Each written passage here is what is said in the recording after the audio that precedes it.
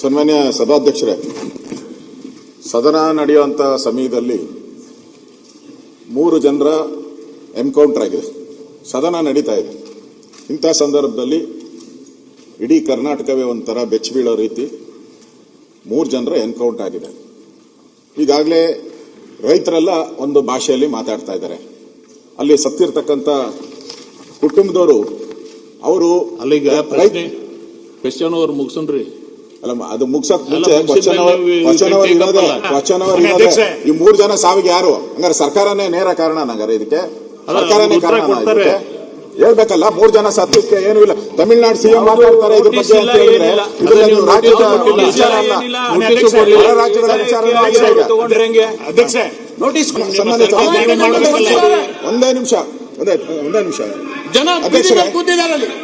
ಅಧ್ಯಕ್ಷರೇ, ಇದು ನಾನು ಅಲ್ಲಲ್ಲ, ಒಂದೇ ನಿಮಿಷ ನಾವು ಕೇಳ್ಬಿಡಿ. ಇದು ಸದನದ ನಿಯಮಾವಳಿ ಪ್ರಕಾರನೇ ಒಂದು ಸರ್ಕಾರಕ್ಕೆ ಏನಾನ ಗೌರವ ಇದ್ದಿದ್ರೆ ಎನ್ಕೌಂಟರ್ ಬಗ್ಗೆ ಸದನದಲ್ಲಿ ಒಂದು ಸ್ಟೇಟ್ಮೆಂಟ್ ಮಾಡಬೇಕಾಯ್ತು ಸರ್ಕಾರ. ಎಲ್ಲಿ ಮಾಡಿದ್ದಾರೆ? ಮಾಡ್ಬೇಕಾಗಿತ್ತು. ಆ ಗೌರವ ಇದ್ದಿದ್ರೆ ಮಾಡ್ಬೇಕಾಯ್ತು. ಎನ್ಕೌಂಟರ್ ಆಗಿದೆ. ತಮಿಳುನಾಡಿನ ಮುಖ್ಯಮಂತ್ರಿ ಕಾಮೆಂಟ್ ಮಾಡಿದ್ದಾರೆ. ತಮಿಳರಿಗೆ ನ್ಯಾಯ ಇಲ್ಲ ಅಂತ ಹೇಳ್ತಾ ಇದ್ದಾರೆ. ನಿಮ್ದೇ ಪಾರ್ಟ್ನರ್ ಹೇಳಿದ್ದಾರೆ ತಮಿಳರಿಗೆ ನ್ಯಾಯ ಇಲ್ಲ ಕರ್ನಾಟಕದಲ್ಲಿ ಅಂತ ಹೇಳ್ತಾರೆ. ಲಕ್ಷಾಂತರ ಜನ ತಮಿಳರು ವಾಸ ಮಾಡ್ತಾ ಇದ್ದಾರೆ ಕರ್ನಾಟಕದಲ್ಲಿ. ಅವ್ರಿಗೆಲ್ಲ ನೀವು ಬೇಜವಾಬ್ದಾರಿ ಸರ್ಕಾರ ಅಲ್ವಾ ಇದು? ನೋ ಸ್ಟೇಟ್ಮೆಂಟ್ ಮಾಡೋ ಮುಖ್ಯಮಂತ್ರಿ ಬಂದು ಸ್ಟೇಟ್ಮೆಂಟ್ ಮಾಡಿ ಮುಖ್ಯಮಂತ್ರಿಗಳು ಆಮೇಲೆ ಯಾಕಂದ್ರೆ ಸದನ ಮುಂದೆ ಹಾಕಿ ಒಂದು ಅರ್ಧ ಗಂಟೆ 3 ಜನರ ಸಾವು ಕೊಲೆ ಎನ್ಕೌಂಟರ್ ಕೊಲೆ ಮಾಡಿದ್ದಾರೆ. ಕೊಲೆಗಾರರಿಗೆ ಶಿಕ್ಷೆ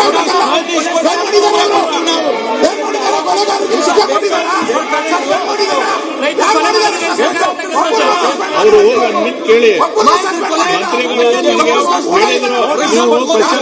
ಸ್ಟೇಟ್ಮೆಂಟ್ ಕೊಡಿ ಅಂತ ಹೇಳಿದೆ ನಾನು. ಅವ್ರು ಹಿಡಿದಿಲ್ಲ ಇನ್ನ. ಎಲ್ಲ ಚರ್ಚೆ ಮಾಡೋದು, ಎಲ್ಲ ಚರ್ಚೆ ಮಾಡಿದ್ವಿ. ಸರ್ಕಾರ ನಮಗೂ ಬೇಕಾಗುತ್ತೆ. ಈಗ ಏನ್ ಬೇಕಾಗುತ್ತೆ? ಪರಿಹಾರ ಸಿಗಬೇಕಂದ್ರೆ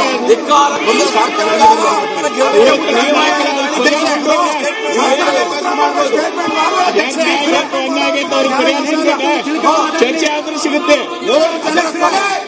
3 ಜನರ ಕೊಲೆ ಮಾಡಿದ ಸರ್ಕಾರ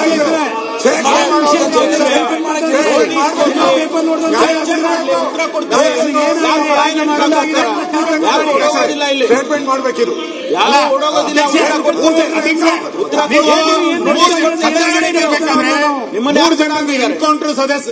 ಅಧ್ಯಕ್ಷರೇ, ಇದು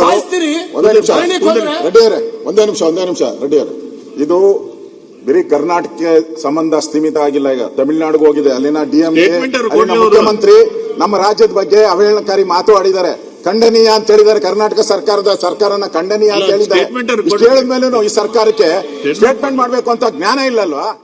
ಪ್ರಿಯ ವೀಕ್ಷಕರೇ, ಸಿನಿಮಾ, ರಾಜಕೀಯ, ವಿಚಾರ, ವಿಮರ್ಶೆ, ಸಂದರ್ಶನ ಹಲವಾರು ವಿಷಯಗಳಿಗಾಗಿ ನಮ್ಮ ಆದಿಪುರುಷ ಸ್ಟುಡಿಯೋಸ್ ಚಾನೆಲ್ಗೆ ಸಬ್ಸ್ಕ್ರೈಬ್ ಮಾಡಿ. ಲೈಕ್, ಶೇರ್, ಕಮೆಂಟ್ ಮಾಡುವುದರ ಮೂಲಕ ನಿಮ್ಮ ಬೆಂಬಲ ವ್ಯಕ್ತಪಡಿಸಿ. ಮತ್ತೆ ಸಿಗೋಣ.